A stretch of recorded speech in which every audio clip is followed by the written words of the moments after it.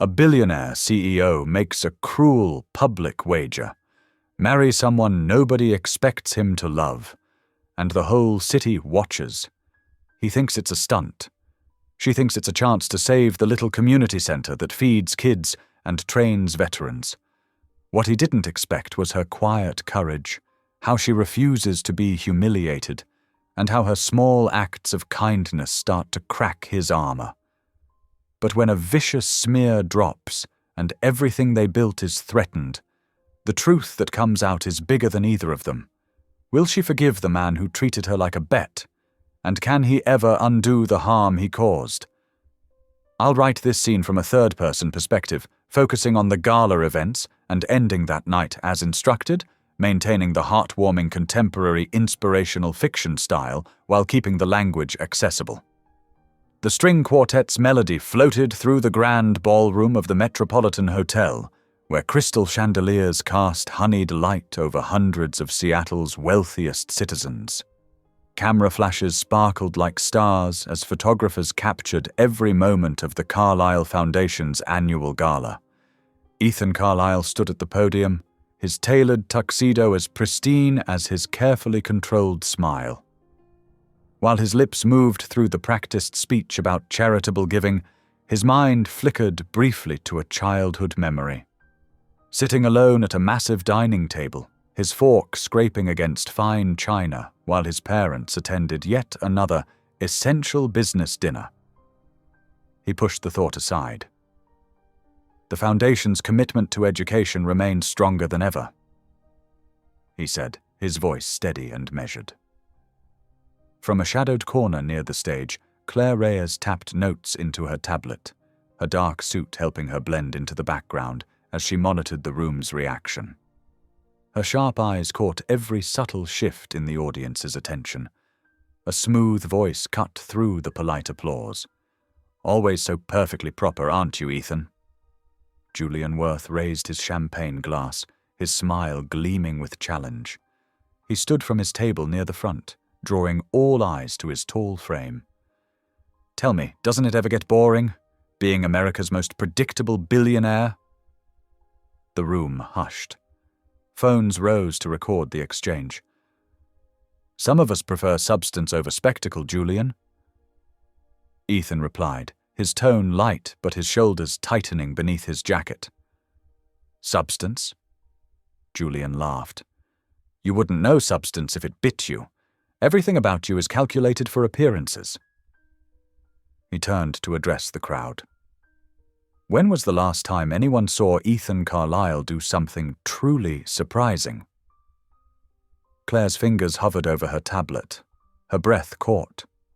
This was exactly the kind of confrontation she'd warned Ethan about. "I don't need to prove anything to you," Ethan said, but something in Julian's words had struck a nerve, touching that lonely boy at the empty dinner table. "Prove it, then." Julian's eyes glittered. "Break your perfect mold. Marry someone completely outrageous within 6 months.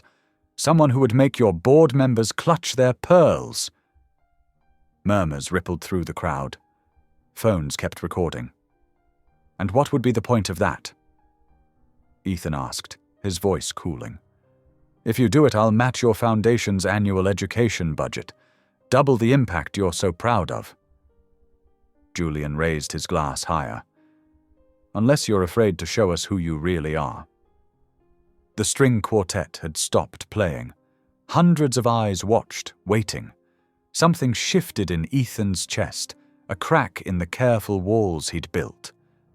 "Make it triple the budget," he heard himself say, "and you have a deal." The room erupted in gasps and excited whispers.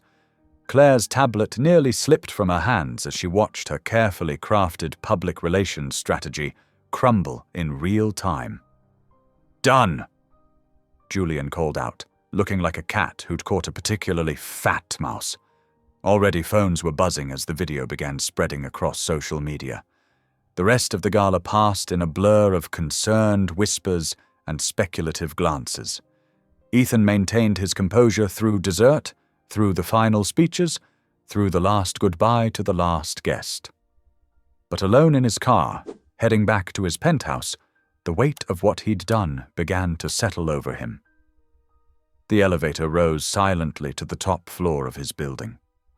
Ethan loosened his bow tie as he walked through his immaculate apartment, floor-to-ceiling windows offering a glittering view of nighttime Seattle that he barely saw.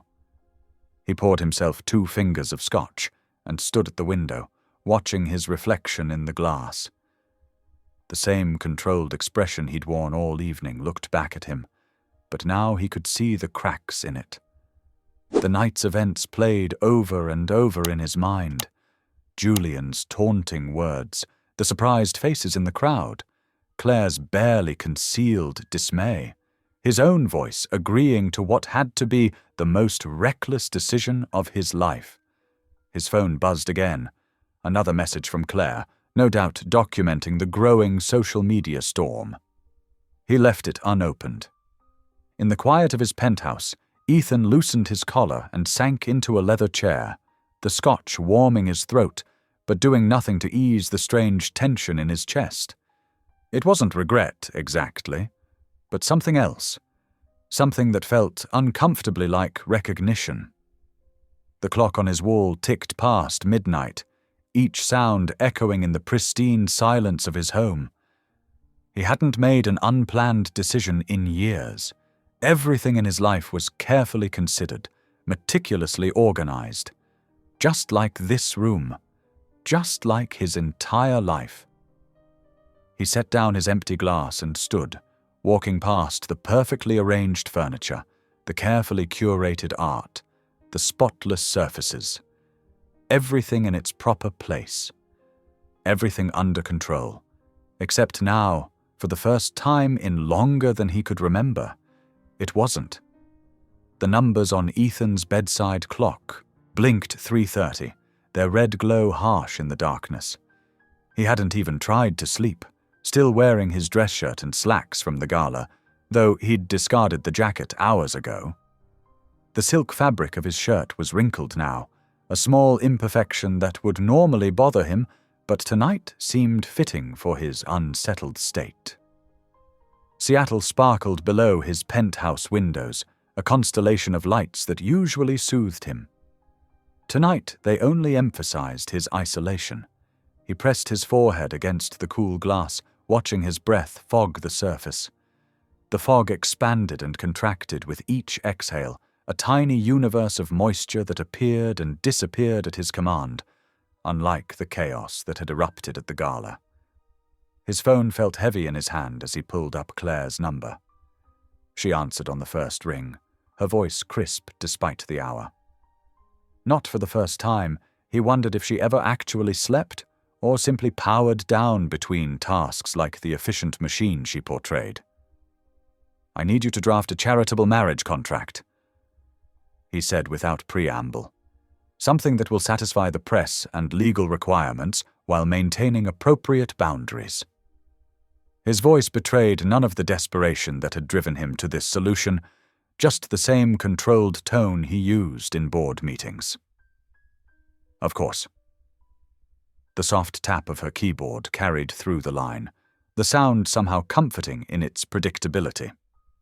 "I assume you'll want clear terms regarding duration, financial arrangements, and public appearances." "Yes, and Claire." He paused, watching a plane's lights cross the distant sky, a moving pinpoint cutting through the darkness.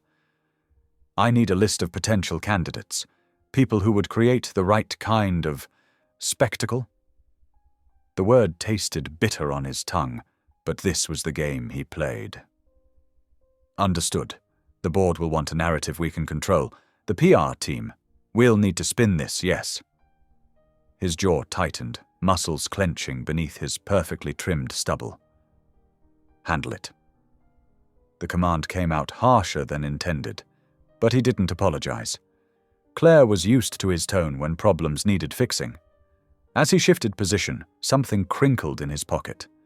He pulled out a small card, elegant script advertising Sweet Comfort Bakery above a handwritten note about the gala's dessert selection. The cardstock was thick and slightly textured, nothing like the sleek business cards he typically carried. He remembered the delicate pastries, so different from his usual catered affairs, the subtle sweetness, the unexpected flavors that had momentarily distracted him from networking. "One more thing," he said, surprising himself. "Find me a local bakery that's open late. Something different, small." His fingers traced the embossed lettering on the card. A pause. For what purpose? Claire's question held a hint of confusion, rare in their interactions. "Consider it market research." He didn't fully understand. His own impulse, but something about stepping outside his usual world suddenly felt necessary. Like a man starving for air, he needed to breathe something other than the rarefied atmosphere of his curated existence. After ending the call, Ethan paced his apartment. 3,000 square feet of pristine design, and he couldn't find a comfortable spot. The leather sofa felt too stiff, the bed too large, the kitchen too sterile. Every piece had been selected by his interior designer for its aesthetic value and statement rather than comfort. He ran his hand along the cool marble countertop, wondering when he'd last actually prepared food here rather than ordering in or eating out. He loosened his collar, catching his reflection in a decorative mirror. The perfect image he presented was intact. Hair still styled despite the late hour, jawline sharp, posture erect. But something in his eyes looked different. Hollow. Searching. Julian's words echoed. "Everything about you is calculated." The accusation had cut deeper than he'd let show, perhaps because it contained more truth than he cared to admit. 4 o'clock came and went. He tried answering emails but couldn't focus, his usually razor-sharp concentration scattered like leaves in wind. The pastry card sat on his desk, drawing his attention repeatedly. Such a small thing, but it represented something outside his carefully constructed world. A tiny window into a life where appearances weren't everything, where warmth and flavor took precedence over presentation. By 5, pale light began seeping into the sky. Ethan stood at his window, watching the city wake up. Delivery trucks moved through streets that would soon fill with commuters. A few early joggers dotted the sidewalks below, their breath visible in the chilly morning air. These people moved with purpose, starting their day while his night had yet to end. His phone buzzed with Claire's message. An address, hours, and a brief note about the bakery's reputation for quality despite its modest location. She'd added a comment about the owner's lack of social media presence, as if warning him the visit couldn't be leveraged for publicity. For once, that was exactly what appealed to him. Dawn painted the sky in soft pinks and golds as Ethan changed into fresh clothes. He chose a simple suit, less formal than his usual attire, leaving off the tie and opting for a light blue shirt that softened his appearance. The pastry card went into his wallet, though he'd already memorized the address. His fingers lingered over the embossed lettering one more time, like touching a talisman. As sunlight spilled across his pristine countertops, reflecting off chrome fixtures and highlighting dust motes dancing in the air, he made a decision. He would visit this bakery, this small corner of Seattle he'd never noticed before. Not because it was strategic or beneficial, but because something in him needed to see a world where everything wasn't calculated for maximum effect, a world where passion and purpose might exist without spreadsheets to justify them.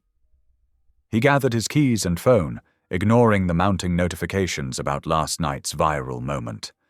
The splinter of discomfort that had lodged beneath his skin at the gala was still there, but for the first time he felt a strange anticipation mixing with his unease. A flicker of something that might have been hope, if he still remembered what hope felt like. The elevator descended as the first true rays of morning brightened the sky. The mechanism hummed softly, carrying him down from his isolation toward the bustling street below. Seattle was waking up, and Ethan Carlyle was about to step out of his carefully ordered world into something messy, unpredictable, and possibly exactly what he needed. The morning sun painted golden stripes across Maggie's wooden countertops, catching specks of flour that danced in the air like tiny fairy dust. She inhaled deeply, savoring the rich blend of fresh coffee and baking bread that filled every corner of her small shop. The aroma was comforting and familiar, like a warm embrace on a cold day. Sweet Comfort Bakery might not be fancy, with its well-worn floors and vintage equipment, but it was hers. Every scratch on the floor, chip in the display case, and faded spot on the menu board included. The bakery represented everything she'd worked for: independence, community, and the simple joy of feeding people. Her first customers were already waiting outside. The Martinez kids, their noses pressed against the window with eager faces, breath fogging the glass in small circles. Tiny handprints marked the spot where they visited nearly every morning. Maggie flipped the sign to "Open" with a flourish and unlocked the door, greeting them with a warm smile that reached all the way to her eyes. "Good morning, sweethearts. Just pulled these cinnamon rolls from the oven. They're still warm enough to melt the icing just right," she said, bending slightly to meet their excited gazes. "Can we smell them first?" 7-year-old Maria asked, bouncing on her toes, her dark pigtails hopping with each movement. Her brother Miguel stood slightly behind her, more reserved but equally interested. Maggie held the tray low enough for the children to catch a whiff, watching their expressions bloom with delight as the cinnamon sugar scent wafted upward. "Your mum gave me $5 for both of you to share. What would you like today?" While the kids debated their choices with the seriousness of international diplomats, Tommy shuffled in, his worn veteran's cap slightly crooked on his thinning grey hair. His weathered face brightened when he spotted Maggie behind the counter. "What's good today, Mags?" he asked, leaning slightly on his cane. The morning chill always made his old injuries flare up. "The usual sourdough for you," she said, already reaching for his loaf that she'd set aside earlier. "And I tried a new herb mixture in the focaccia, rosemary, thyme, and a touch of oregano from my windowsill garden. I think you might like it." "You're too good to us," Tommy said, sliding exact change across the counter with careful precision. "Don't forget the center meeting. Rosa was asking about you yesterday." "Wouldn't miss it for the world." Maggie handed him an extra cookie wrapped in wax paper with a conspiratorial wink. "For Lucy. A little bird told me she's fighting a cold." The cookie was soft molasses, perfect for sore throats. Tommy's eyes crinkled at the corners. That'll brighten her day. She thinks her grandpa Tommy knows a magical cookie lady. The morning flew by in a blur of friendly faces and warm exchanges. The bakery filled with laughter and conversation as neighbors caught up on local news while waiting for their orders. Mrs. Chen, with her elegant silver hair pinned neatly back, bought her weekly supply of dinner rolls, sharing stories about her grandchildren's latest achievements. Sarah from the flower shop traded fresh daisies, cheerful yellow ones that matched the bakery's curtains, for a box of croissants that would feed her weekend staff. Each customer felt like family in their own way, connected by more than just transactions. At 10:30, Maggie hung up her "Back in 15" sign and hurried across the street to the community center, pausing briefly at the crosswalk to let a delivery truck pass. Her flour-dusted apron still hung around her neck. There hadn't been time to change, but no one at the center would mind. The worn brick building had seen better days, with its fading paint and creaky front steps, but it housed more hope than any shiny downtown high-rise. Within those walls, children found safety after school, seniors found companionship, and neighbors found resources during tough times. Rosa Alvarez met her at the door, worry lines creasing her usually serene face. Her dark eyes held concern, though her smile remained warm. "Thanks for coming so quickly, querida. The numbers aren't good, and I needed someone with a level head to look at them with me." They settled into folding chairs in the small office, surrounded by children's artwork taped haphazardly to the walls and flyers for various programs, ESL classes, job training, the senior lunch program that Maggie often baked for. Rosa spread out papers covered in red ink across the cluttered desk, sighing deeply as she pointed to various figures. "The inspection is in 2 weeks," Rosa said, tapping a circled date with her pen. "We need repairs to pass code, the back stairwell, that leaky pipe in the bathroom, the electrical panel that keeps tripping, and the rent's already late. Mr. Peterson was understanding last month, but—" Her voice trailed off, the implication clear. Maggie studied the figures, her heart sinking as she took in the harsh reality of the numbers. The centre operated on such a tight margin already. "The after-school program? How many kids now?" 28 children, who'd be alone otherwise. Rosa's voice softened as she looked towards the window, where they could hear children laughing in the playground. "Most have parents working multiple jobs, and your veteran project," she touched Maggie's hand gently, "could help so many who need a purpose, a community. Tommy's been recruiting people already." "We can't let this place close." Maggie pulled out her notebook, the pages slightly stained with flower fingerprints, flipping to her sketches for the outreach program. "What if we held a community fundraiser? I could donate baked goods, and maybe the local businesses would—" A knock interrupted them. Jenny, the centre's part-time secretary, poked her head in, her glasses slightly askew. "Sorry to interrupt, but there's a large order on the phone for the bakery. They couldn't reach you there and called here instead. They said it's urgent." Back at Sweet Comfort, Maggie took the call, tucking the receiver between her ear and shoulder while she jotted notes on an order pad. A corporate event needed 6 dozen assorted pastries by that afternoon: eclairs, croissants, tartlets, and whatever specialty items she recommended. The price they offered would cover half the centre's overdue rent, a coincidence that felt almost like divine timing. "Yes, we can handle that," she said, already mentally rearranging her baking schedule and calculating ingredients. 3 o'clock pickup. Perfect.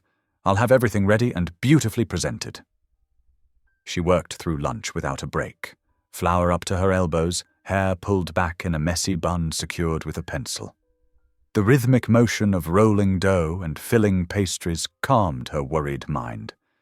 She'd promised Rosa they would find a solution, and Maggie Evans never broke a promise if she could help it. The usual afternoon lull gave her time to box the corporate order carefully. Delicate eclairs with chocolate glaze, buttery croissants with golden brown layers, and her signature maple pecan rolls that had won the county fair 3 years running. At 2:45, she signed the last receipt and tucked it into an envelope, calculating how much she could personally contribute to the centre this month. The afternoon sun streamed through the western windows, warming the display cases and making the glass fog slightly with condensation. She wiped it clean with a soft cloth, straightened her flour-dusted apron, and tried not to worry about the centre's problems. "One thing at a time," she murmured, her mother's favourite saying coming to her lips. The memory of her mother's steady hands kneading dough brought both comfort and fresh determination. Some problems couldn't be solved in a day, but that didn't mean they couldn't be solved. Tommy passed by outside, waving through the window as he headed home from his doctor's appointment.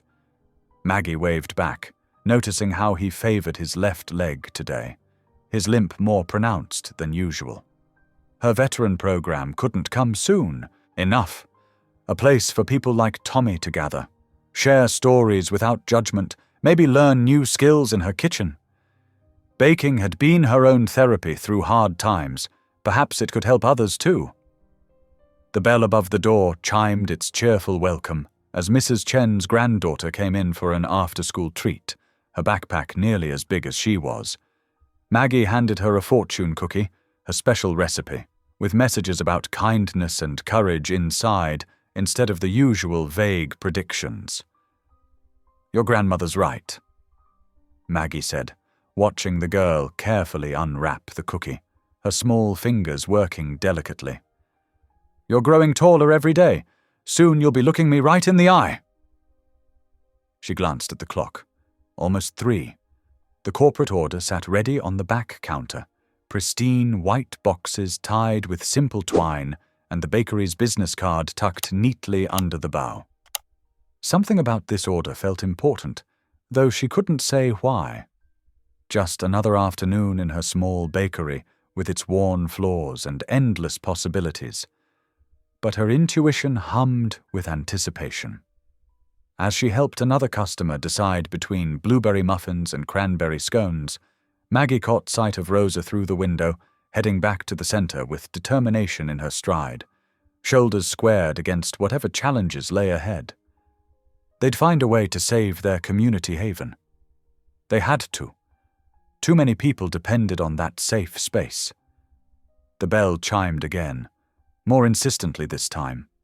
A plain-looking man in a perfectly tailored dark suit entered, checking his phone with a distracted air. His shoes were polished to a mirror shine, and his expression was all business. "Pick up for Carlyle Foundation?" he asked, barely looking up from his screen. The afternoon sun cast long shadows through the bakery windows when a man entered wearing a simple brown jacket and baseball cap. Despite his casual attire, something about his posture seemed out of place among the usual afternoon crowd. His shoulders were too square, his movements too deliberate, as if he calculated each step before taking it. He seemed to absorb every detail of the cozy space with a single sweeping glance, from the chalkboard menu with its handwritten specials to the mismatched chairs where elderly regulars sat sipping coffee. "Can I help you?" Maggie asked, wiping her flour-covered hands on her apron. A streak of white powder highlighted her cheek, giving her a homespun appearance that contrasted with his carefully neutral expression. "I'm here for the Carlyle Foundation pickup." His voice was measured, precise, like someone who weighed each word before releasing it into the world. "Of course, I have everything ready." Maggie gestured to the carefully stacked boxes, their corners perfectly aligned, tied with simple twine rather than fancy ribbon. "Would you like to check the order? I packed extra cinnamon rolls since they travel well." He nodded, watching as she opened one box to reveal perfectly arranged pastries, their golden crusts glistening under the warm bakery lights. The scent of butter and vanilla wafted upward, momentarily softening the rigid set of his jaw. A small girl with pigtails and a missing front tooth tugged at Maggie's apron while he inspected them. "Miss Maggie, can I have a cookie? Mom said it was okay." The child bounced on her toes, eyes fixed hopefully on the glass cookie jar. Without missing a beat, Maggie reached for her cookie jar, its lid worn smooth from thousands of openings. "Here you go, Sarah. Tell your mom I said hello, and that her bread-making lesson is still on for Thursday." The man, Ethan, observed this interaction with quiet curiosity, noting how Maggie bent down to the child's level, how her smile reached all the way to her eyes. "You seem to know everyone here," he remarked, studying her with the careful attention he usually reserved for spreadsheets and financial reports. "It's that kind of neighborhood." Maggie smiled, her eyes warm as sunshine on honey. "Everyone looks out for each other. Sarah's mom works double shifts at the hospital. The whole block helps keep an eye on her kids." "I noticed the community center across the street," he said, his tone carefully neutral, though his gaze flicked toward the worn brick building visible through the window. "Is it connected to the bakery in some way?" Maggie's face lit up, as if someone had switched on an inner light. We work closely together. The center's been a cornerstone of this community for decades, long before I opened Sweet Crumb. Her hands continued working as she talked, straightening displays with practiced efficiency. It's more than just a building, really. How so? The question came out sharper than he intended, like a blade unintentionally unsheathed. Well, Maggie began, adjusting a display of fresh muffins while she talked, her movements fluid and natural. We have after-school programs for working parents, literacy classes for new English learners, and we're developing a veteran outreach program that I'm particularly excited about. Her enthusiasm was genuine, unpolished, lacking the rehearsed quality of charity galas he frequented. The kids get a safe place to do homework and play while their parents finish work, and the seniors have somewhere to gather instead of sitting alone in their apartments all day. Mrs. Geller teaches knitting on Tuesdays. She's 86 and sharp as a tack. Ethan found himself asking more questions, each answer revealing a deeper layer of community connection that both intrigued and unsettled him. It bothered him how easily she spoke about it all, how naturally she balanced business with genuine care, without the calculated philanthropy he was accustomed to. There was no press release waiting to be drafted about her good deeds, no tax write-off being maximized. And the funding? He probed, watching her expression for signs of the usual fundraising pitch that inevitably followed such conversations. How does the center manage financially? We're facing some challenges, she admitted frankly, her smile dimming slightly, though her voice remained steady. The building needs repairs to pass inspection, and we're behind on rent. The city grant we usually get was cut this year. She brushed a stray curl from her forehead, leaving another trace of flour. But these are good people who deserve dignity and support. We'll find a way, we always do. Her directness caught him off guard. No platitudes, no dramatic appeals, just honest concern for her community, and a quiet determination that seemed more genuine than any corporate mission statement he'd ever crafted. Ethan reached for his wallet, pulling out cash for the pastry order. He counted out the bills precisely, then hesitated before also slipping an envelope from his jacket's inner pocket. For the center, he said simply, placing it on the counter, his fingertips lingering momentarily on the sealed edge. That's very kind, but... Maggie began, her brow furrowing slightly as she looked at the envelope. No strings attached. He interrupted, already turning to leave, uncomfortable with gratitude he hadn't earned. The boxes were gathered by his driver waiting outside, a man whose dark suit and earpiece suddenly seemed conspicuously formal in the homey bakery setting. "Thank you," Maggie called after him, her voice carrying a warmth that followed him to the door. The kids will be thrilled to have art supplies again. The last set was donated 3 years ago. He paused at the door, struck by how she'd immediately thought of others' needs rather than offering effusive thanks or questioning his motives. Something uncomfortable stirred in his chest, not quite guilt, not quite admiration, as he realized she hadn't even asked his name or tried to leverage his obvious wealth for more.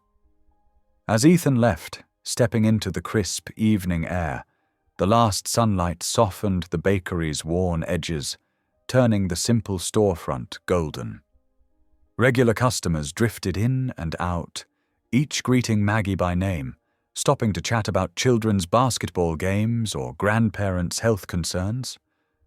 She began her closing routine, wiping counters and counting the day's receipts while the ovens cooled slowly behind her, releasing waves of comforting warmth. "See you tomorrow, Miss Maggie," called the teenage boy who lived upstairs, backpack slung over one shoulder, basketball tucked under his arm. "Good night, Joey. Tell your grandmother her bread will be ready early, and don't forget your math homework this time," she added with a knowing smile that spoke of countless similar reminders. The final rays of sunlight filtered through the glass, catching the dancing flower motes in the air like tiny stars in a bakery galaxy. Maggie continued her work, humming softly to herself, unaware that her simple honesty had left an indelible mark on her unusual visitor, whose driver was already reporting back to Carlisle Tower about the unexpected detour in their afternoon schedule. The morning headlines blazed across every screen in the city. "Billionaire's marriage dare, who will be the lucky bride?" Claire's phone hadn't stopped buzzing since dawn. "We need to get ahead of this," she said, pacing Ethan's office. "Julian's people are already spinning it as a sign of instability." Ethan adjusted his tie, studying the viral clip playing on mute. His own face looked back at him, caught in that moment of challenge acceptance. "Then let's give them something else to talk about." By noon, he was addressing reporters outside the Carlisle Foundation headquarters. Camera lights flashed as he delivered a carefully crafted statement about innovative charitable initiatives and community engagement. "This isn't about spectacle," he said smoothly. "It's about meaningful partnerships that create lasting change." But the press only latched onto the word partnerships, turning his controlled message into fresh fodder for speculation. Across town, Maggie was elbow-deep in bread dough when a reporter approached her counter. "Miss Porter? Jessica Chen from the Daily Chronicle.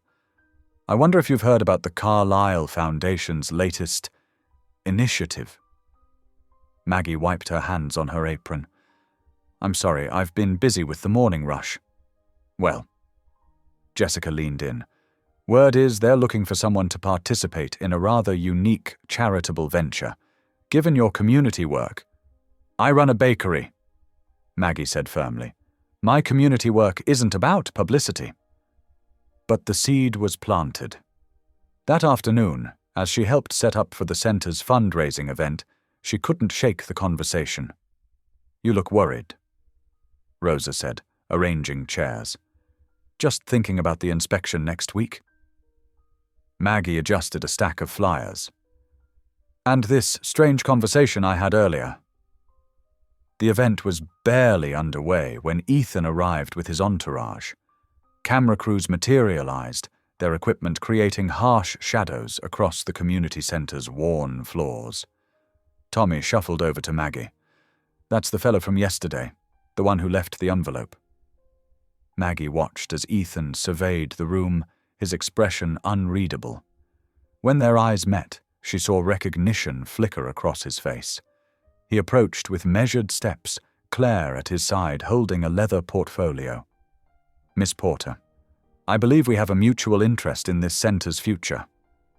"We do," Maggie replied carefully, "though I imagine our perspectives differ." A ghost of a smile crossed his face. "Perhaps. I have a proposal that could benefit both our aims." He nodded to Claire, who produced a document. "A marriage grant," he explained, loud enough for nearby cameras to catch. 1 year of public partnership. The center receives substantial funding, properly managed through independent trustees. You maintain your autonomy while helping secure the center's future. Maggie took the contract, aware of where the cameras, but focused on the words before her. "I'll need to review this carefully." "Of course." His tone suggested he'd expected simple acceptance. She retreated to a quiet corner with Rosa and Tommy. "This is crazy," she whispered. "Read every word," Rosa advised. "Don't let them rush you." Tommy adjusted his glasses. "Remember what your father always said about contracts?" For 30 minutes, Maggie studied the document while the event continued around her. The terms were surprisingly comprehensive. Guaranteed funding for center repairs, operational costs covered for 5 years, strict guidelines against exploitation, and clear exit provisions. She returned to where Ethan waited, his composure perfect, but his fingers tapping slightly against his leg. "I have conditions." Claire started to interject, but Ethan held up a hand. "Go on."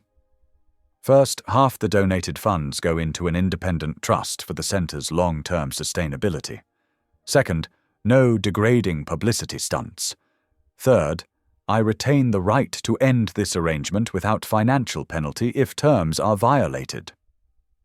Those are reasonable additions, Ethan said, though something in his expression suggested he hadn't expected negotiation. Claire produced a pen. We can add these stipulations now. Maggie took the pen but paused. I want to be clear. I'm not accepting this as some kind of prize.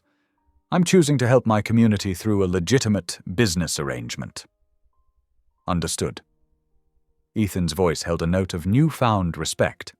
The contract modifications were made in clear handwriting.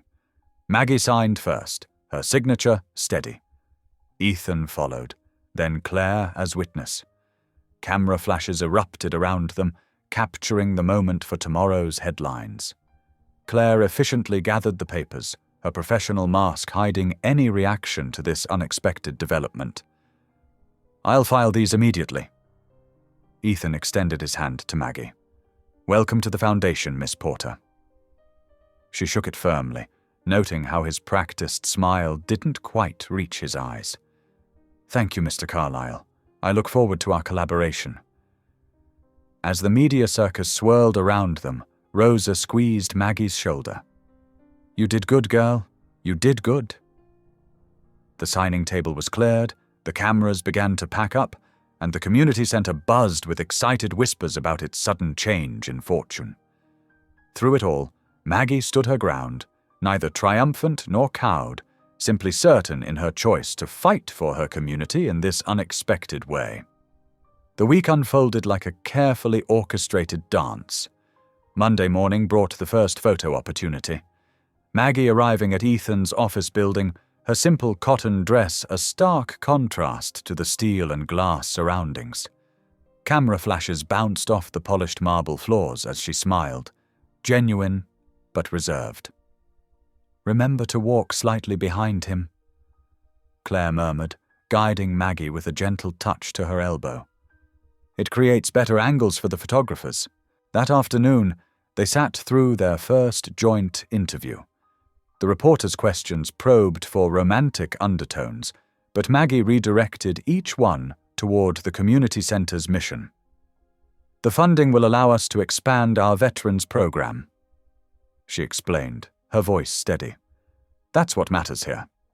Ethan watched her from the corner of his eye, noting how she spoke without rehearsal or pretense. Tuesday brought a scheduled appearance at a charity luncheon. As they posed for pictures, Maggie whispered, The woman in the blue dress. She volunteers at our food bank every weekend. For a moment, Ethan's practiced smile faltered. He hadn't expected personal details to infiltrate their carefully managed narrative. Wednesday evening marked their first official dinner at his penthouse. The PR team had transformed his usually stark dining room with strategic lighting and carefully placed cameras. Maggie moved through the space with quiet purpose, setting plates on the elaborate table runner. The silverware goes on the outside. Claire started to explain. I know, Maggie replied softly. My grandmother taught me. She placed each fork with care, her movements natural despite the cameras tracking every gesture. During a brief break in filming, Ethan found her standing by his floor-to-ceiling windows, looking out at the city lights. Is everything all right? Just thinking about how many community meals we could serve with what this table setting cost.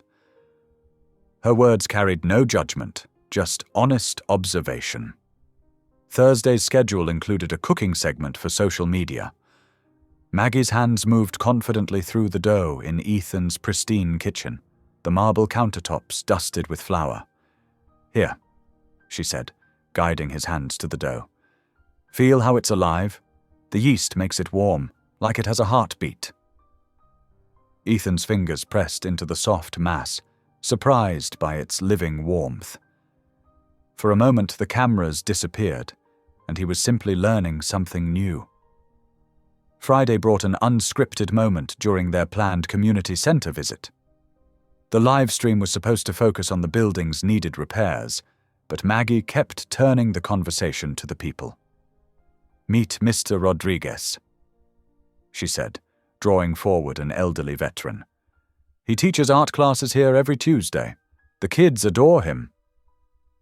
Throughout the tour, she introduced staff by name, shared their stories, made the abstract concept of community tangibly human. Ethan found himself listening, really listening, as she explained why each program mattered. Back at the foundation offices, Claire reviewed the footage.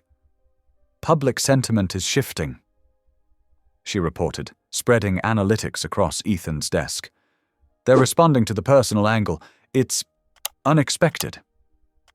Saturday morning, Tommy watched the live stream replay at the bakery, beaming with pride as regular customers gathered around his phone. That evening, his call to Maggie was full of warmth.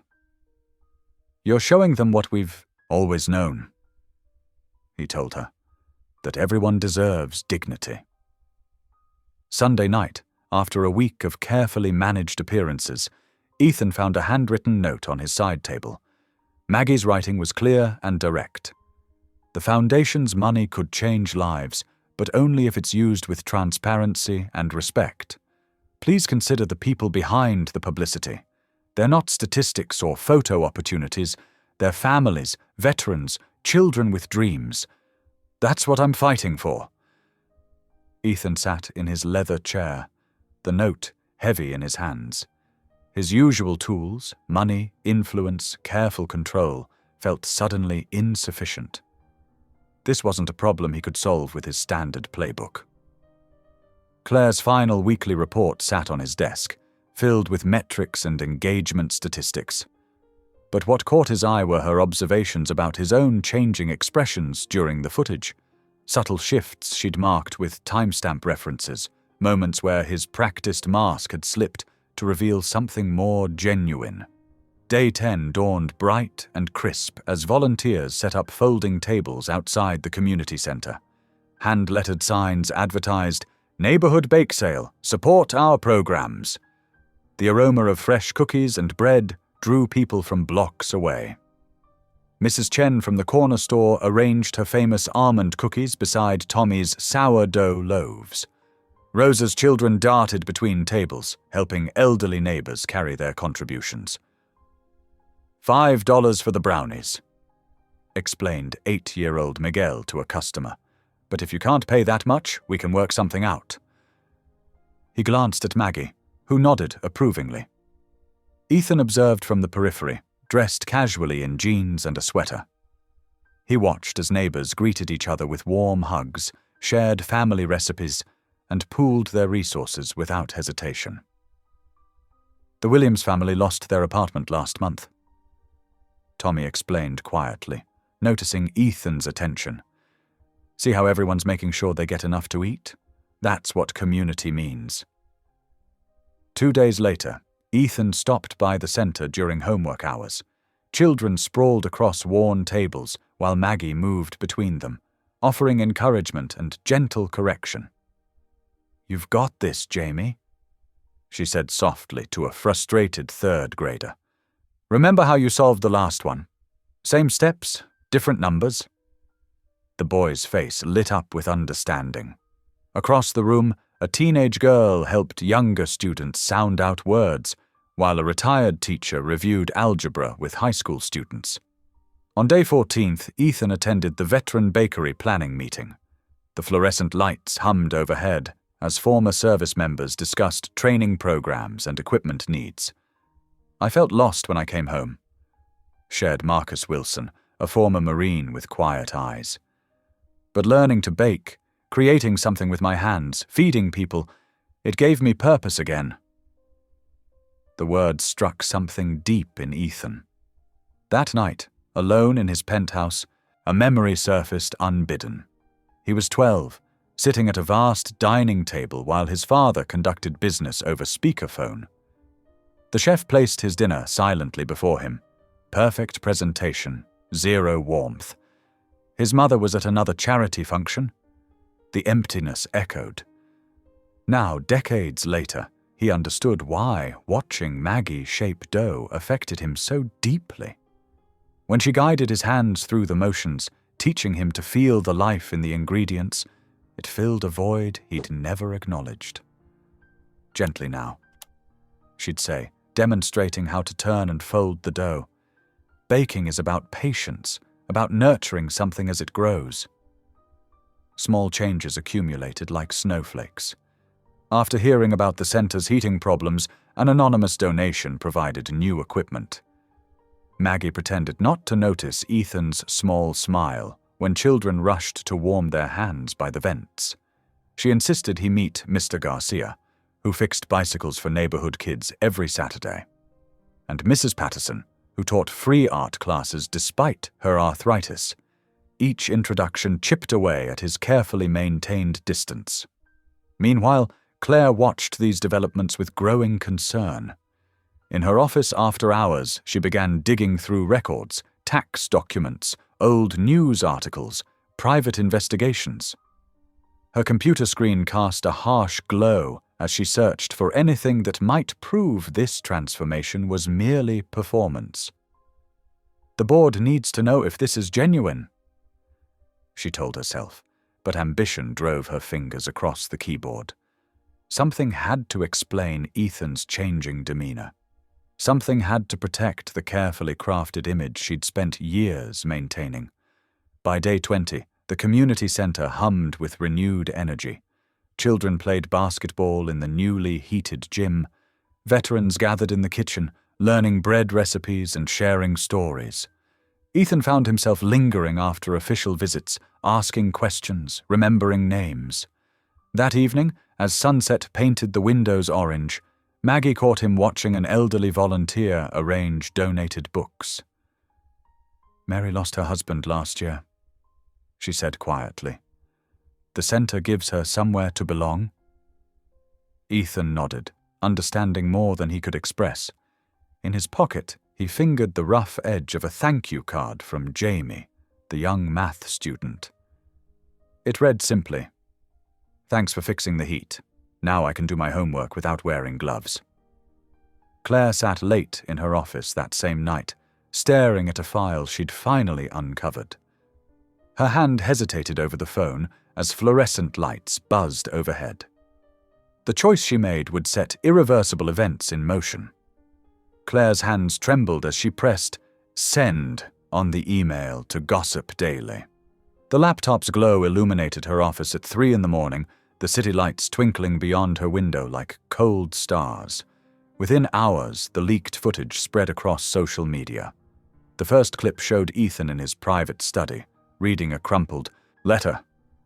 His voice wavered as he read aloud. "Dear Ethan, business in Shanghai again. Your nanny will handle birthday arrangements. Love, Father." The camera caught him wiping his eyes, a moment of raw vulnerability never meant for public consumption.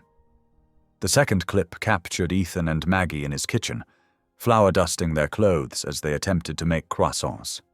Maggie's laughter rang pure and true, while Ethan's usually controlled face creased with genuine joy. Their hands brushed as they shaped the dough, and something unguarded passed between them. The emails Claire leaked revealed Ethan's private conversations about the community center, showing his gradual shift from calculated charity to genuine concern. By noon, Chef Ethan Carlisle was trending, but instead of the mockery Claire expected, compassion flooded the responses. "That birthday letter broke my heart. Money doesn't shield you from loneliness." "The way he looks at Maggie when she's not watching, that's not acting." Maybe this started as a bet, but something real is happening here. At the community center, Maggie discovered the leak when her phone exploded with notifications.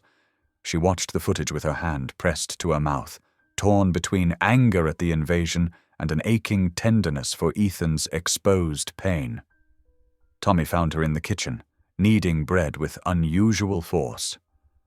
"You saw? How could someone do this?" Maggie's voice cracked.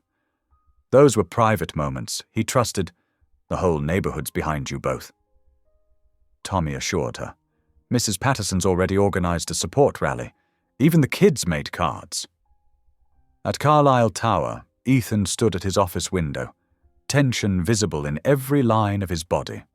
The footage played on muted screens behind him, his private pain looping for the world's entertainment. Claire knocked and entered, her usual confidence faltering. "Ethan, It was you." His voice cut like ice. He turned, revealing eyes that burned with betrayal. "I trusted you with access to my private security feeds, with my personal correspondence. The public deserved to know the truth."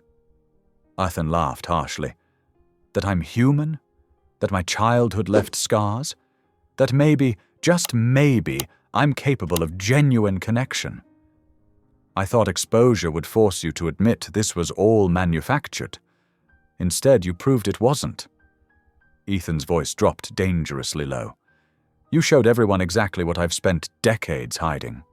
And for what? To advance your career? To prove your power?" Claire's carefully constructed justifications crumbled. On her phone, another notification pinged. Another article praising Ethan's emotional journey, celebrating his growing relationship with the community. "I was wrong," she whispered. "Get out." Ethan's words fell like stones. "You'll receive formal termination papers tomorrow." As Claire gathered her things, her hands shaking, she passed Maggie in the hallway. Their eyes met briefly. Claire's filled with shame, Maggie's with a mixture of hurt and pity. Inside Ethan's office, Maggie found him staring at his phone. "The bakery kids made you cards," she said softly. "I saw." His voice roughened. "Jamie wrote that he knows what it's like to miss his dad, too."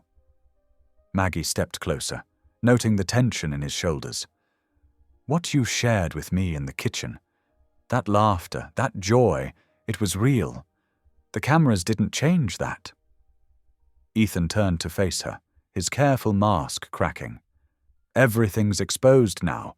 The lonely child, the man afraid to feel. They're all analyzing whether this was ever just a bet." "Was it?"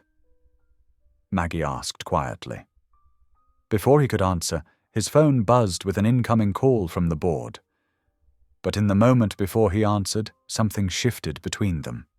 A recognition that the truth had been laid bare, not by the leaked footage, but by the simple question hanging in the air. That evening, as news crews gathered outside Carlisle Tower, the community centre's usual crowd spilled onto the sidewalk.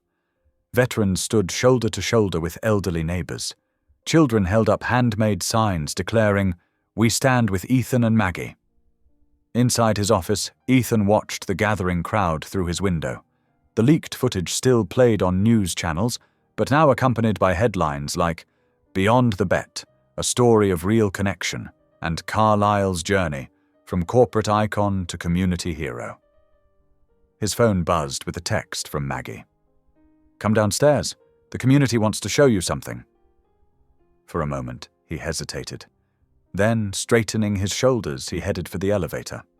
The bet that started it all seemed distant now, transformed by something far more powerful than any wager, the unexpected gift of genuine human connection. The community center's kitchen filled with the scent of fresh herbs and simmering soup. Maggie stirred the pot while Ethan, his sleeves rolled up, chopped carrots with careful precision. "You're getting better at that," Maggie said, hiding a smile as she watched his methodical technique. "Years of corporate training. Everything has to be exactly uniform." He replied, but there was warmth in his voice that hadn't been there weeks ago. The volunteer dinner prep had become their quiet ritual, away from cameras and expectations. Steam rose from the pot as Maggie added the vegetables, her movements natural and sure in the modest kitchen. "I used to cook with my sister Sarah like this," she said softly, stirring the soup. Her spoon slowed. She loved helping in the kitchen, even when she was sick. Ethan set down his knife, sensing the weight in her words. We couldn't afford the specialists she needed. Maggie continued, her voice steady but tight. The local clinic was overwhelmed, understaffed. By the time we got her proper care. She shook her head. That's why this place matters so much.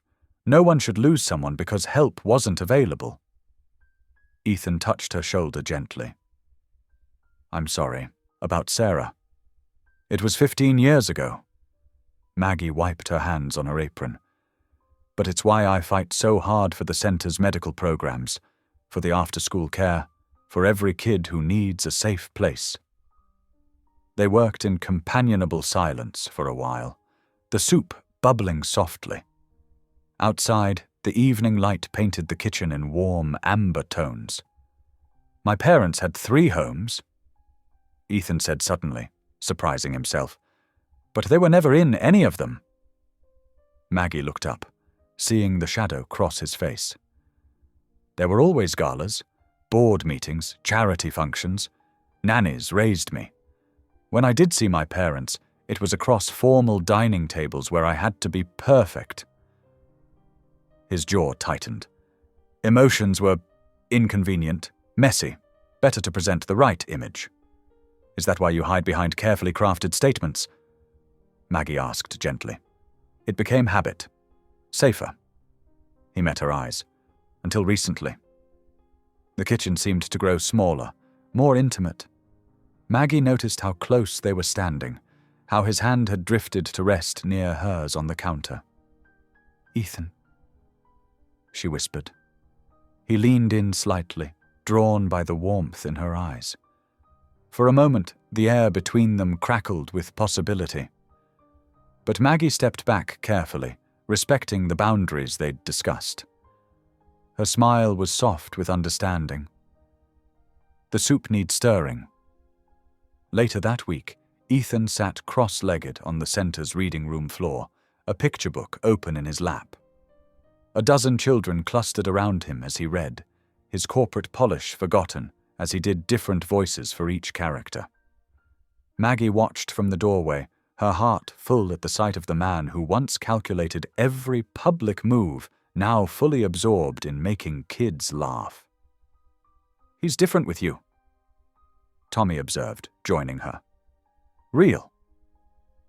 We're learning to trust each other, Maggie replied simply. That trust showed in small ways throughout the week.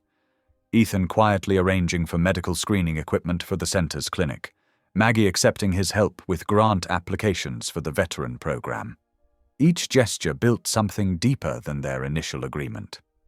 At Carlisle Tower, Claire sorted through folders of pending resignations, her face drawn. The leaked video had backfired, revealing authenticity where she'd hoped to expose pretense. Now she watched security footage of Ethan and Maggie's growing closeness with a mixture of regret and revelation. Across town, Julian Worth paced his office, a tablet displaying photos of Ethan at the community center. His fingers drummed an angry rhythm on his desk. He's actually pulling this off, Julian muttered, making everyone believe he's changed. But in the community center's kitchen that night, change wasn't a performance. Maggie taught Ethan to knead bread dough, her hands guiding his through the motions. The simple domesticity of it struck him. How natural it felt to stand in this humble kitchen, learning something real. My mother would be horrified. He chuckled. The great Ethan Carlisle with flour on his suit. Good thing she's not here then, Maggie teased, adding more flour to the counter. They worked the dough together, and Ethan found himself sharing stories about boarding school holidays spent alone, about learning to measure his worth in achievements rather than connections. Maggie listened, offering neither pity nor judgment. You survived, she said simply. But now you get to choose who you want to be. The dough rose in its bowl while they cleaned up, moving around each other with easy familiarity. When their hands brushed, reaching for the same towel, neither pulled away immediately. The week filled with such moments, quiet conversations over coffee before the center opened, Shared smiles during community meetings, the brush of shoulders while washing dishes. Each one a small truth in what had started as a public spectacle. In the background, Julian's jaw clenched as he watched their latest community center video go viral. His fingers tightened around his phone, plans for retaliation taking shape in his mind. But in the center's warm kitchen, Ethan and Maggie focused on the present, on the simple act of making bread together, on the trust building between them, on the slow discovery that some wagers lead to unexpected treasures. Julian Worth's leather shoes clicked against marble as he strode through the private club's hallway. The wood-paneled room he entered held 3 people. Marcus Chen, a PR crisis manager known for burying scandals, Sarah Winters, a former Carlyle Corp executive who'd left under bitter circumstances, and Derek Mills, a temp worker whose desperation made him malleable. "Let's be clear," Julian said, settling into a high-backed chair. "We're here to expose the truth about Ethan Carlisle's little publicity stunt." Marcus spread documents across the mahogany table. "I've drafted memos that suggest the marriage contract was discussed in board meetings months ago. We'll backdate them, plant them in the system." Sarah's lips curved in a cold smile. "I can verify the timeline.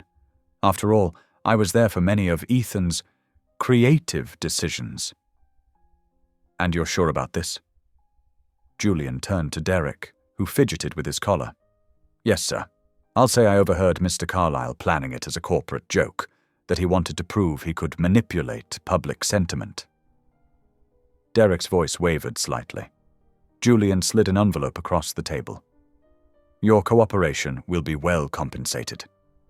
Across town, Ethan faced his own storm in the Carlyle Core boardroom. Board member Helen Richards tapped her pen against financial reports. "The stock is volatile, Ethan. Investors want answers about this marriage contract spectacle." "The publicity is generating positive coverage."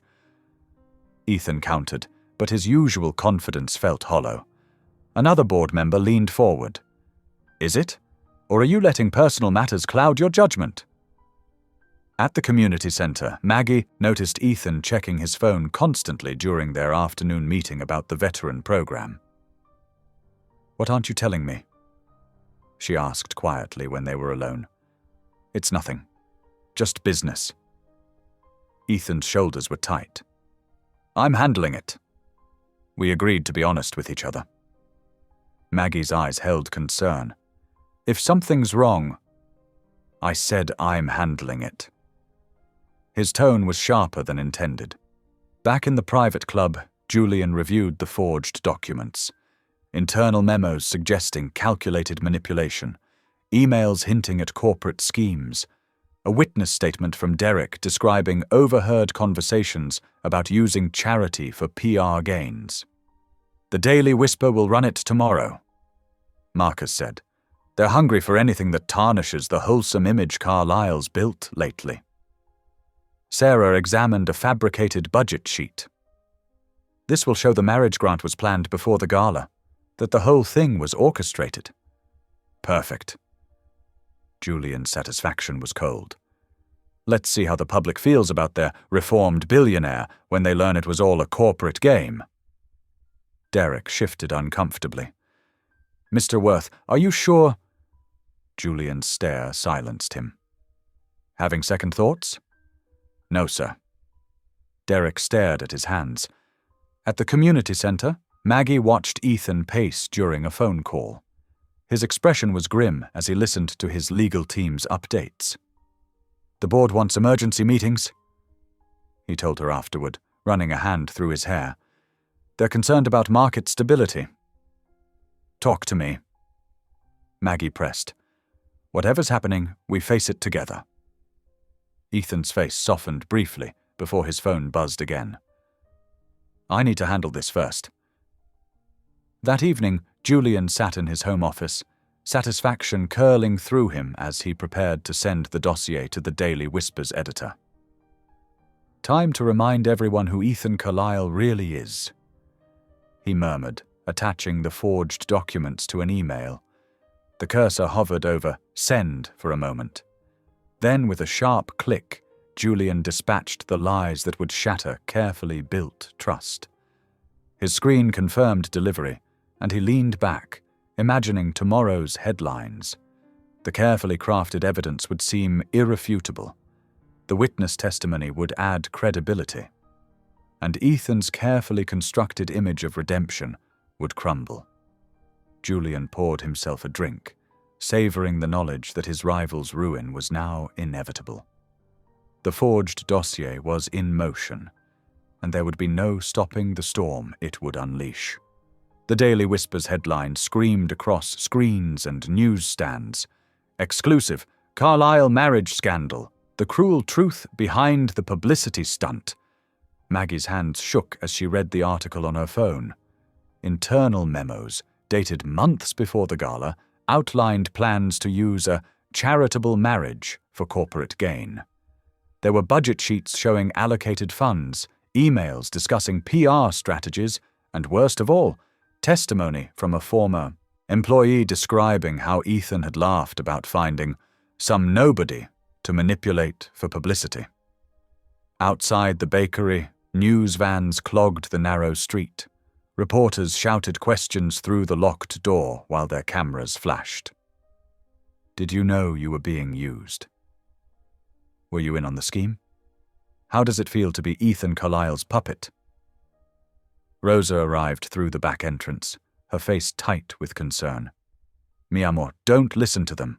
They're vultures. The whole thing was planned, Maggie said quietly, showing Rosa the article. Before he ever met me, I was just convenient. At Carlisle Corp, the boardroom crackled with tension. Helen Richards slapped the printed article onto the table. This is devastating, she snapped. Our stock dropped 12% in 2 hours. Major investors are threatening to pull out. Ethan stood at the window, his reflection pale in the glass. The documents are forged. That witness testimony is coerced. It doesn't matter, another board member shouted. The damage is done. Our reputation, to hell with reputation. Ethan cut in. Maggie's the one being hurt by this.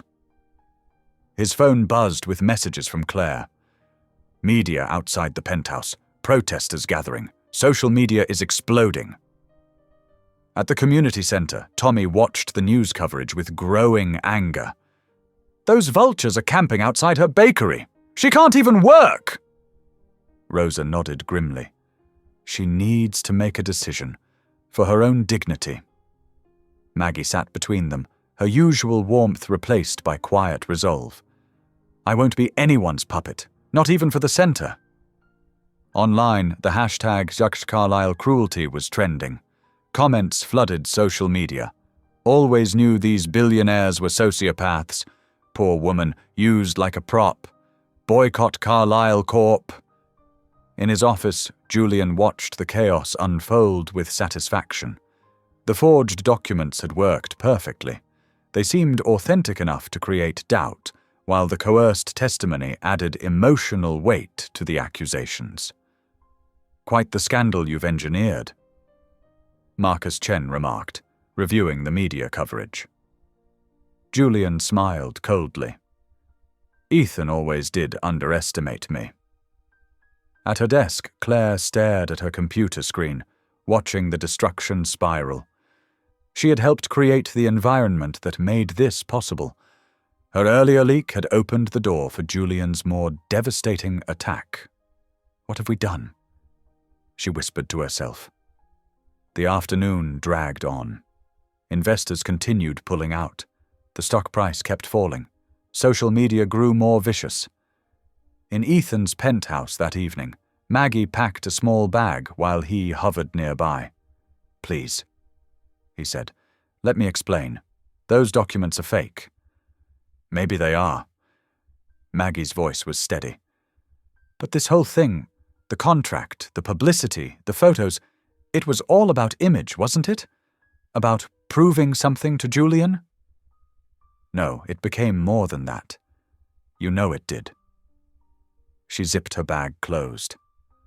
What I know is that I won't be a pawn in your game anymore. The center needs help, but not like this. Maggie, please. His voice cracked. We can fix this. She turned to face him, her eyes bright with unshed tears. Some things can't be fixed with money or PR strategies, Ethan. Some wounds go deeper. He reached for her hand, but she stepped back. The contract has an opt-out clause. I'm exercising it. Don't go, he whispered, but Maggie walked to the door, her head held high. Goodbye, Ethan. The elevator doors closed between them with terrible finality. In his luxury apartment, Julian poured champagne and watched the evening news coverage. His phone buzzed with congratulatory messages from board members who sensed Ethan's weakness. Sarah Winters called to report that more investors were jumping ship. The board is talking about asking for his resignation. Perfect. Julian purred. At her desk, Claire watched security footage of Maggie leaving the penthouse. The small figure with the single bag looked nothing like a gold digger or a publicity seeker. She looked like someone whose trust had been betrayed. Claire closed her laptop, feeling sick. She had started this avalanche with her leaked video, thinking she was exposing hypocrisy. Instead, she had helped destroy something genuine. The night settled over the city like a shroud. News vans still circled the empty bakery. Protesters held signs outside Carlisle Corpnor. Online forums buzzed with cruel speculation. In her small apartment above the bakery, Maggie sat with Rosa and Tommy, their presence a quiet comfort. You did the right thing, Rosa said softly. I know. Maggie's voice was tired but firm. I just wish... She didn't finish the sentence. Some wishes were better left unspoken. In his penthouse, Ethan stood in the darkened kitchen where they had baked together just days ago. His phone kept buzzing with crisis alerts, but he didn't answer. The dough scraper Maggie had been teaching him to use still lay on the counter. He picked it up, remembering her hands guiding his, showing him how to feel the life in the bread. Now everything felt dead, clinical, like his life before her. The night grew deeper. In different corners of the city, 4 people lay awake. Maggie holding on to her dignity. Ethan clutching a dough scraper. Julian savoring victory. Claire drowning in regret. The fallout was complete. The damage was done. And in the quiet hours before dawn, no one could guess how the pieces would fall. Day 34 dawned with crisis meetings. The Carlisle Corp boardroom buzzed with tension as executives shifted in leather chairs, watching stock tickers scroll red across wall monitors. The market opened down 12%, Sarah Winters reported, sliding financial projections across the polished table. Major investors are demanding answers. Ethan sat at the head of the table, his usual precise demeanor showing cracks. Legal advisors flanked him with stacks of documents and prepared statements. We can control this narrative, one lawyer insisted. Issue denials, threaten lawsuits, and feed the circus. Ethan interrupted quietly. Throughout the day, his phone buzzed constantly with crisis alerts. The PR team had drafted carefully worded statements about misunderstandings and malicious falsehoods. But something felt hollow about these familiar tactics. That evening brought unexpected news. Police arrested Marcus Chen, a senior executive aligned with Julian's faction, for embezzlement and stock manipulation unrelated to the current scandal. This changes things, Claire said, entering Ethan's office with a thick folder. I need to tell you something. She laid out her role in the initial video leak, then produced evidence linking Julian's network to the forged documents. Her hands shook slightly as she spoke. I thought I was exposing hypocrisy, she said. I was wrong. Ethan studied the documents silently. Years of corporate combat had taught him to strike back hard at any threat. But Maggie's voice echoed in his mind. Some things can't be fixed with money or PR strategies. On day 35, he made his first real decision. Instead of legal threats, he authorized a full internal audit. Give the investigators complete access, he told his stunned legal team. Every email, every memo, every meeting record. Sir, that level of transparency could be devastating, one advisor protested. Maybe it's time for some devastation, Ethan replied. Day 36 brought more stock slides and angry investor calls, but in his quiet moments, Ethan worked on something different.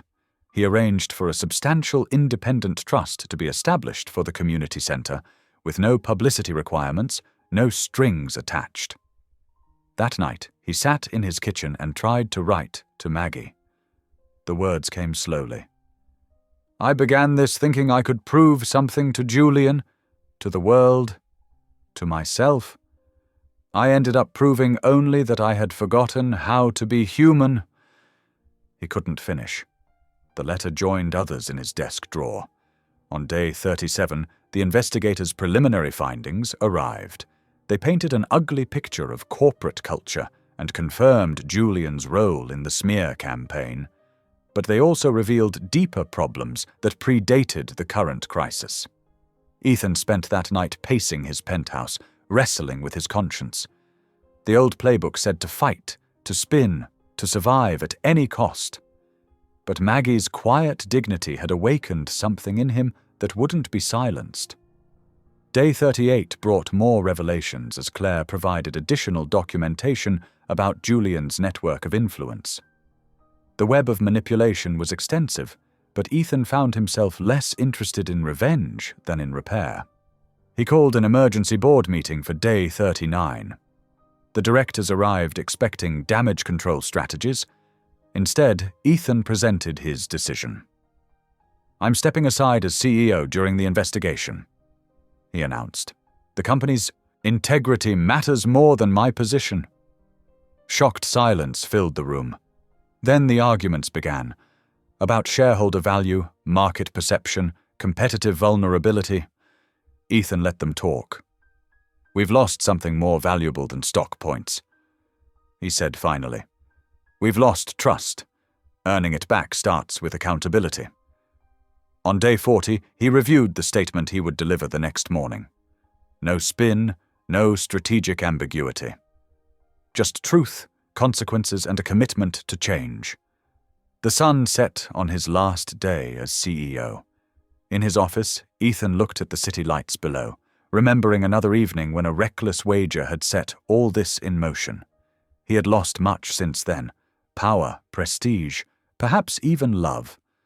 But in the quiet of his heart, he felt something new taking root. Something that felt like integrity. The investigators worked late into the night, compiling their report. Claire organized evidence for the morning's announcement. Throughout the building, people prepared for what would come next. Ethan's phone buzzed one last time. Julian, no doubt calling to gloat or threaten. He let it go to voicemail. Tomorrow would bring its own battles. Tonight was for reflection, for accepting consequences, for choosing a different path. The letter to Maggie still sat unfinished in his drawer. Maybe someday he would find the right words. For now, his actions would have to speak for him. The morning of day 41 arrived with a steel-grey sky and clusters of reporters gathering outside Carlyle Foundation headquarters. Inside, Ethan stood before a mirror, adjusting his tie one final time. No PR team had vetted his speech. No lawyers had softened its edges. The press conference room hummed with tension. Camera lights blazed. Journalists whispered among themselves, wondering what damage control strategy would unfold. Ethan walked to the podium, his footsteps echoing.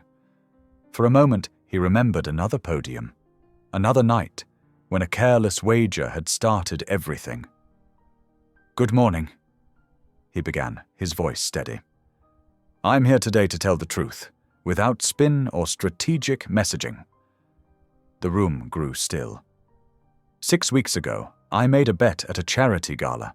I treated marriage, and by extension, a good woman's dignity, as props in a game of corporate one-upmanship. While my intentions became complicated along the way, the initial act was wrong. Cameras clicked rapidly. In the front row, a veteran reporter leaned forward, pen poised. "I'm stepping down as CEO of Carlyle Foundation, effective immediately. Our board will appoint an interim leader while independent investigators complete their work. They have full access to all records and complete autonomy." Murmurs rippled through the room. A financial reporter raised her hand, but Ethan continued. "Additionally, I'm establishing an irrevocable trust for the community center, with independent oversight. This isn't about PR, it's about supporting vital programs that deserve better than being caught in corporate crossfire." He paused, looking directly into the cameras. "Maggie Porter, if you're watching, I owe you the deepest apology. You showed me what real dignity looks like, what community means. I betrayed that with my actions, and no corporate speak can fix it. I'm sorry." Across town at Rosa's house, Maggie sat surrounded by community center volunteers, watching the live broadcast. Her hands were clasped tightly in her lap. "He's really doing it," Tommy whispered, "taking the hit himself." Rosa reached over and squeezed Maggie's shoulder. Back at the press conference, reporters' hands shot up. Ethan fielded questions without evasion. "Mr. Carlyle, are you concerned about shareholder reaction?" "Yes, but integrity matters more than stock prices." "Is this related to the arrest of Marcus Chen?" "The investigation will examine all connections. What about Julian Worth's allegations?" "The evidence will speak for itself." Across town in his own office, Julian watched the broadcast with growing fury. He grabbed his phone, firing off a statement to friendly media outlets. "This theatrical display of false contrition is nothing but Carlyle's latest manipulation. He's trying to salvage his reputation through manufactured remorse." But even as Julian's statement hit the news feeds, Claire was meeting with investigators in a quiet conference room. She laid out documents, emails, and recorded conversations that formed a map of Julian's influence network. "This traces the forged documents directly to Mr. Worth's associates," she explained, "and here are records of payments to the coerced witness." The lead investigator nodded grimly, taking detailed notes. At Rosa's house, the volunteers debated Ethan's speech with passion. "He's just trying to save face," one argued. "But stepping down, that's real consequences." Another countered. Maggie stayed quiet, processing. The apology had landed differently than she'd expected, not as a PR move, but as something raw and honest. "What do you think, Maggie?" Rosa asked softly. "I think—" Maggie paused.